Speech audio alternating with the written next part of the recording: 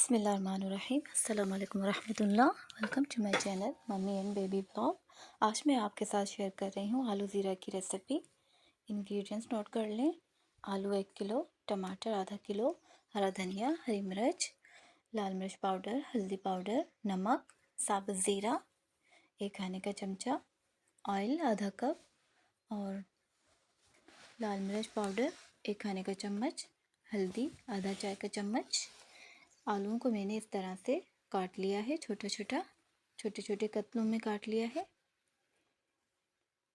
अब हम रेसिपी को स्टार्ट करते हैं। एक देगची में आधा कप ऑयल ऐड करें और इसमें साबुत ज़ीरा ऐड कर लें।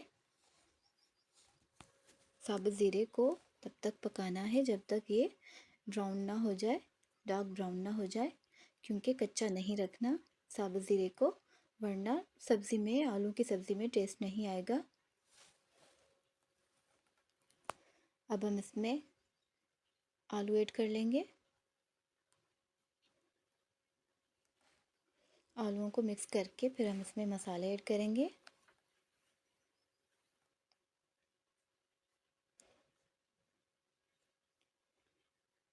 हल्दी आधा चाय का चम्मच, लाल मिर्च 1 खाने का चम्मच पाउडर और नमक 1 खाने का चम्मच ऐड करेंगे और मसाले को हम अच्छी तरह से ऑयल में भून लेंगे ताकि कच्चापन ख़त्म हो जाए।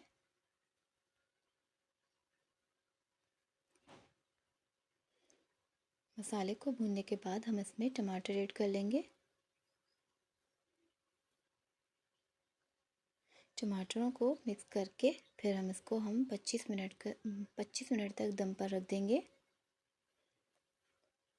लो फ्लेम पे रखेंगे ताकि आलू अच्छी तरह से गल जाए टमाटर के ही पानी में। अब 10 मिनट के बाद हम चेक कर लेंगे ताकि नीचे से आलू लगे ना।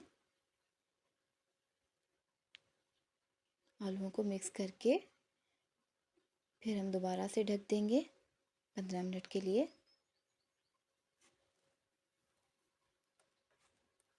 मिक्स इसलिए भी करना होता है ताकि टमाटर भी मैश हो जाए। अब मैं इसको दोबारा से ढक दूंगी। अब ये टमाटर आलू दोनों गल चुके हैं, टमाटर का भी अच्छा पेस्ट बन चुका है। अब इसमें मैंने हरी मिर्च ऐड की है। अब इसमें पानी ऐड करूँगी थोड़ा सा ताकि नीचे से चिपके ना। अब इसको मैं हाई फ्लेम पे थोड़ी देर के लिए भून लूँगी।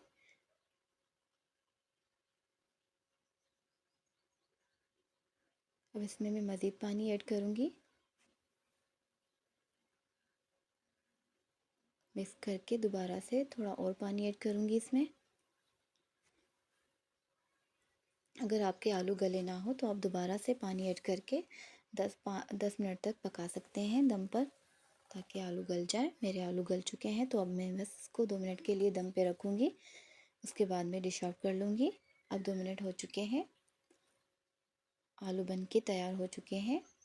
मज़ेदार सी ज़ीरा आलू की सब्ज़ी बन चुकी है। अब मैं इसको डिश आउट कर लूँगी। ये बहुत ही मज़े की रेसिपी बनती है, अब इसे ज़रूर ट्राई करें।